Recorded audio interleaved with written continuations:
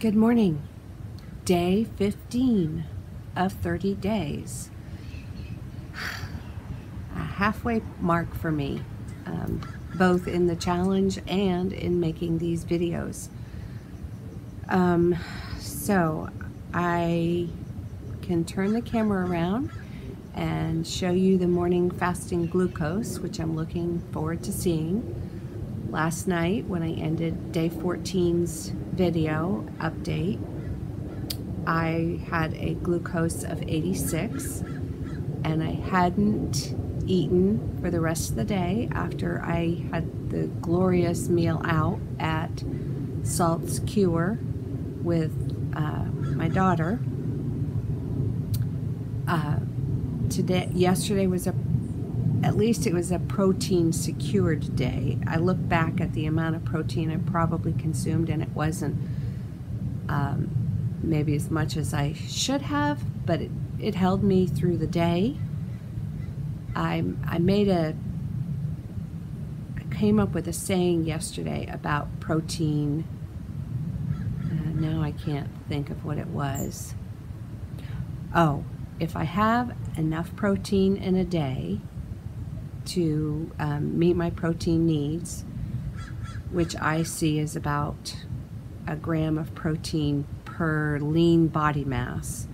I was thinking I needed to get a gram of protein for every pound I am, but that would be 140 grams of protein. So it's more likely that I need to get at least up to 100 grams of protein a day if I can. But if I do get a good amount of protein, then I'm not food foraging for the rest of the day. I stop thinking I need to get in more food. Not just protein, protein and nutrients. And that's one of the messages we get from the app is almost regardless of our trigger, if we focus on protein percentage and nutrients in our diet, then we're not food foraging and just trying to constantly, what can I eat, because our body has had the basic needs met. Anyway, I had the protein crepes before I went out to eat to make sure that I was laying a good foundation. Then I ate a wonderful meal at the restaurant, including ordering extra greens to make sure I was getting in some good veggies. And then I enjoyed the decadency of the rest of the meal. And I wasn't hungry the rest of the day, so I didn't eat. And ended up going to bed at night with a glucose of 86, and my personal hunger trigger at the time was 83, but at some point during the day my personal trigger did drop down to 82, so now I have a new hunger trigger as assigned by the app, and I'm on day 15 of my 30-day challenge. So I'm gonna turn the camera around and let you see what my morning fasting glucose is. Okay, so get out some test strips, 3 of them. Put that one back and pop out the meter. Put that in the bottom of the phone and allow Dario to communicate here with the app. Get a drop of blood, bring that up, insert a test strip, place the drop of blood, the end of the test strip for the pipette end, and around we go. 86. So that's reading what I went to bed at last night. But we're going to confirm the number by getting another drop of blood here and making sure that we're within 3 digits. I better draw up another drop before I heal up. 90. Okay. Well, that would be the number I've had the other 2 mornings. All right, one more drop of blood here. Let's see if we can get within 3 digits. We had an 86 and a 90. That's 4-digit spread. 86. All right, well, we'll go with 86 as my morning fasting glucose. So now I can enter that into the data-driven fasting app. So let's put this aside and bring up the data-driven fasting app for you. So there's the app. And, oh, my trigger dropped again. Okay, fast till 81 today. That should be perfectly doable for me. I'm going to hit track and glucose. Did I not hit glucose? Glucose. Okay, I'm going to do a waking number. And I'm entering the value as 86. Okay, I don't need to hit any of the events like high stress, exercise, fatigue, menses, poor sleep, or pain. The cold is resolving. I slept pretty well last night, so I'm not going to get a temporary trigger by using any of those events. Now I hit record. I'm doing it through, I'm watching my phone through the camera, so it's a little difficult. Okay, so I'm not entering a new weight for this morning. My weight yesterday was 139.2. I haven't had access to the bathroom scale. I usually take my weight when I shower and dress. So I'll come back and update on weight. Now, I think that's the same message that I read yesterday. How can I plan ahead with DDF? So I don't have a new daily lesson that's popping up unless, no, even refreshing the screen, I don't have a new daily lesson yet. All right, my personal hunger trigger is 81. Yesterday's pre-meal glucose that I entered was 90, and my waking glucose that I entered this morning was the 86, and that's the last weight. Oh, I did not enter a post-meal glucose yesterday, so that's not updated either. But anyway, there is the app for today. Let me turn the camera around. So I'm not sure exactly what today holds. I was communicating with somebody that might be in California on a trip here, and maybe we'll connect because I don't have to be on duty with Grand Girl until 3 o'clock this afternoon into the evening, maybe doing bath time and those kind of routine things. So we'll see how my day unfolds. I'm waiting for the shower when the morning routines settle down a little bit. I guess that's all I really need to update right now. Just halfway through the challenge. I'm happy and contented. And I'm proud of myself that I've been consistent to get 14 videos done, and hopefully today will close with a 15th video. So I will be back and add in something after I've showered and dressed. Oh, food choices for today. I'm not sure yet, but I do have that maple cheesecake that my daughter brought home from her business meeting the other night, and I think I'm going to include that as part of my breakfast, and I'm going to try to eat as early in the day as possible and shut off close my window earlier than I normally would, and let's see how that affects me in the couple days going forward. It's a good day starting out anyway.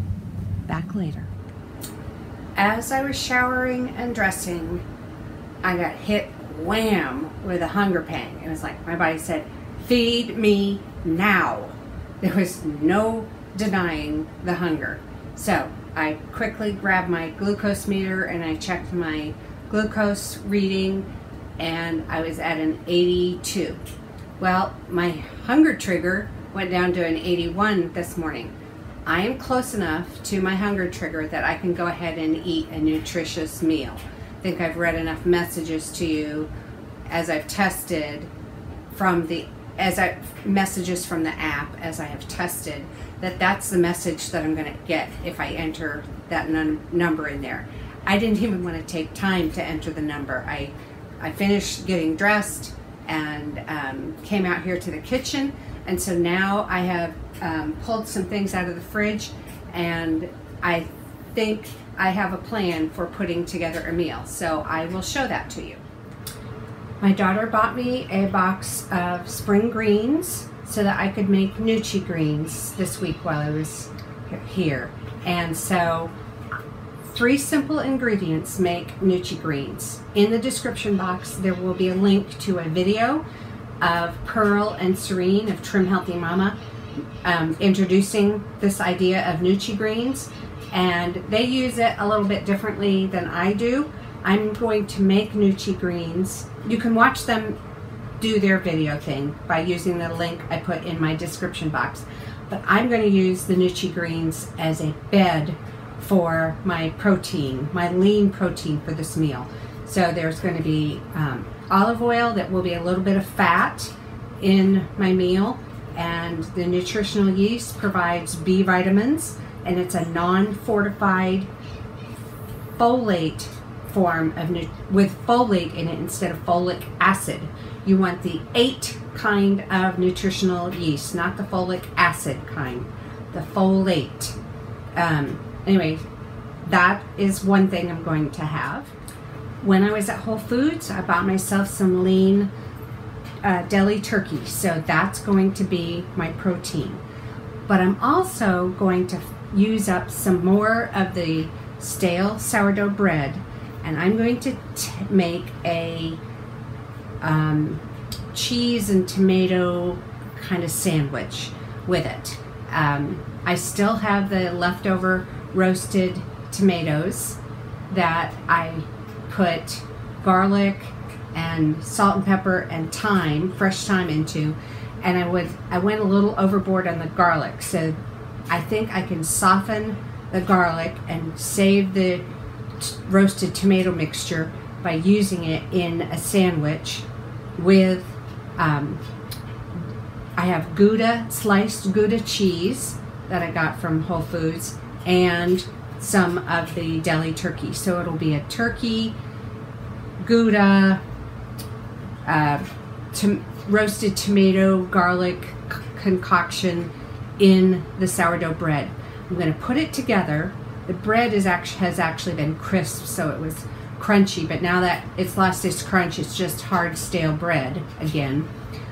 But I think with the wet tomato mixture, put onto the surface of the bread, and then the cheese and the turkey all put together, and wrap that up in foil and heat it in the oven, that I could have a hot turkey and cheese tomato sandwich and save the bread, not let it go to waste, save the tomato mixture that's over garlic and not let it go to waste. So that's some of my thought. And there is the maple cheesecake that my daughter brought home from her business meeting a couple nights ago. I'm going to finish up my feast with that maple cheesecake. I will be combining fats and carbs in this meal, which I probably should do, even though my trigger my blood glucose isn't down way below my trigger. I think I need an energy dense meal because I dropped another 4/10 of a pound from yesterday to today. So yesterday's weight was 139.2 and this morning's weight is 138.8. That's 4/10 of a pound. I'm not trying to make my body, suffer. I'm not trying to wake up my, as Marty would call it, Lizzie. Wake up the lizard part of the brain that says, I need to eat or I need to fuel. And then you kind of lose control and you just go crazy with your eating and you make poor choices and you overfill. I'm still in a good spot right now. I'm going to make this food and sit down and eat. And my body, I think I need fuel considering, I just keep dropping weight. So I need to slow the vehicle down a little bit. There's the tomato mixture smeared onto the bread, and I think that's going to provide the right amount of moisture to soften up that bread as it heats up with the meat and the cheese all wrapped up, the sandwich all wrapped up in foil. As that heats up in the oven, I think I'm going to be softening the bread enough so that it's edible again. So there's the sandwich assembled, and I've got the kind of the wet stuff against one part of the bread, then some cheese to melt and hold together the meat between. Actually, there's more cheese here on top, so that will hold that together, and then more tomato stuff here. And I'm going to wrap it up in parchment paper so my food is not just sitting in foil. I do try to kind of avoid that. And then I'm going to let that heat up in the oven, and hopefully it will all just melt together, soften together, and it'll be enjoyable to eat by the time it's warmed all the way through. There it is in the air fryer, slowly warming. I chose 300 instead of 325, and I'm doing it for 30 minutes because I'm going to be making my Nucci greens and turkey salad, which I'll show you in just a minute, and I'll start by eating that. I took out about half of the box of the greens to use for my lunch, and one tip that I use is to put in paper towel in with my lettuces so that it absorbs the extra moisture and they don't go bad as quickly. So that's what I'm doing with this, and I'm going to kind of fluff it up and let have some air in amongst the leaves, and the paper towel will be in here to absorb the extra moisture. Okay, I can dig in and feast, and my body is saying, feed me, feed me, feed me. I haven't been this hungry yet during this challenge, and I usually don't ever get this hungry, but my weight has been dropping and my body is sending me signals loud and clear. I need some nutrition. So here we go. And yes, that is a mixing bowl. I'm eating in a mixing bowl. So be it. And now I will be finishing off my feast meal with this, the maple cream cheesecake that my daughter brought home for me, that I topped with the little bit of sour cream ice cream that she also brought home for me, and maple cream that I warmed in the microwave, and some granola for crunch, and some chopped walnuts. This is wonderful. I have reached the end of my day 15 of my 30-day health challenge. I have a few notes to share with you, and then I will call it a day. So, when I was slammed with that really strong hunger signal while I was showering and dressing, my glucose read 82, and my personal hunger trigger assigned by the app is 81. So it was close enough to my personal hunger trigger to eat a nutritious meal, which I did by having the Nucci greens with the lean turkey And if I wanted to try to continue to peel off weight quickly. Annie, look at me. You're cute. Sorry about that interruption, but she will always come first. So, bye. So if I wanted to keep peeling off weight at the rate I was, I could have stuck to just that salad of Nutri-Greens with all that turkey on it. But I don't think that's a smart idea. So as much as it might be nice to get to my goal weight quickly, and I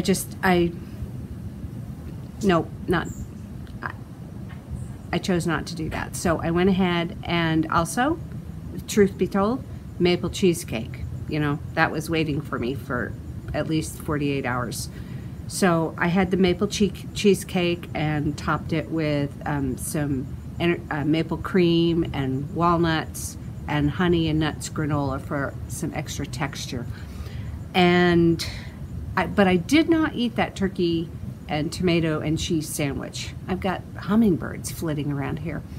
I did heat it through in the air fryer and everything melted, the cheese melted together nicely, but there was really no way I could have eaten that big salad I had, which was half a box of greens and over a half a pound of turkey, deli turkey. It was about 3/4 of a pound of deli turkey, and then that cheesecake. So I saved the turkey, cheese, tomato, bruschetta, Gouda sandwich in the fridge, and I can reheat it for tomorrow's meal.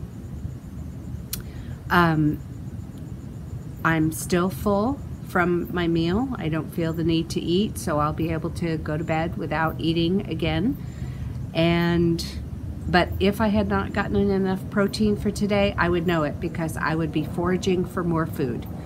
I would just be thinking about, what else can I eat? What else can I eat? So I call that food foraging. When my protein needs aren't met, my body sends me looking for more protein. You can read about that in a link. I provided 2 links actually on protein. One with Dr. Gabrielle Lyon, a 15-minute video clip of her explaining protein needs for muscle mass, and another one, a longer video link between Brian Mole and Marty Kendall, talking about Brian's new book, The Pro-Fast Diet. And so you could read both of those. When I did put in my pre-meal glucose indicating I was going to eat, I got the message from the app telling me, congratulations, you're close enough to your personal hunger trigger to eat a nutritious meal. So I did, but it was a nutritious meal with additional energy sources through the fats and the carbs in the cheesecake.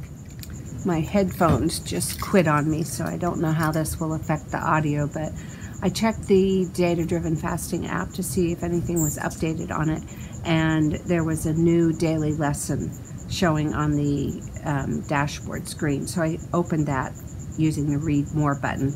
The question is, why do I get headaches when I fast? And the response is just 2 paragraphs long. As well as energy, your body stores toxins in your body fat. As you lose weight, these stored toxins will flow into your bloodstream and need to be processed and excreted by your kidneys. People who fast for extended periods can get bad headaches due to these toxins, which overload the body and often drive them to stop fasting and eat again. If you find you are getting headaches, you should make sure you are drinking plenty of fluids, some electrolytes, especially salty water, or our optimized electrolyte mix recipe, which is a homemade recipe you can make yourself, can also help when your body excretes electrolytes when your blood sugars drop. However, with data-driven fasting, most people find that headaches are minimal because they are losing weight at a sustainable rate so their body can process the toxins. So there's another link I need to add into the description box. Let me make a note of that, just a second. Okay, I just added the electrolyte recipe to the description box, and there's also 2 salt links in there. One sort of a news report, like a TV news report, talking about the health benefits of salts and the different types of salts, why our body actually needs salts, and also an article titled "How Much Salt Do We Need?" Underneath those links, you'll find some links for circadian rhythm information about the benefits of eating earlier in the day versus later in the day. So again, my description box for my videos is typically loaded with all kinds of links, teaching links for you to follow and, you know, not take my word for it, but read, learn for yourself. About the daily lesson that I just shared with you from the app, the headache issue is not something I've ever suffered from in my 3.5 years of using intermittent fasting as a health and weight loss method along with my Trim Healthy Mama diet. My husband, however, does get headaches when he fasts and is hungry, and I've tried to encourage him to carry salts with him. Salts, using mineral salts to dissolve a few crystals in your mouth, I find that a big help when fasting, and it's just, you have to learn to, you know, have something that's convenient for you to carry. I use an empty, I used to have empty test strip bottles that I would put mineral salt crystals in, and then keep, you know, one in my purse and one on the kitchen counter and one by my bedside and one in my bathroom, so I could just reach for salts if I need them. Maybe that's why I never got headaches. I used salts here and there as a way to bridge when I was fasting and maybe thinking about eating, but my glucose number wasn't low enough, and I wanted to keep going a little bit longer and wait for my glucose to lower. So that's one reason I have the salt information in. I think it's in quite a few of the day's description boxes of my videos for this series. So the light is fading, sun is setting, it's the end of day 15, and I'm ready to call it a day. Thank you for hanging in there with me.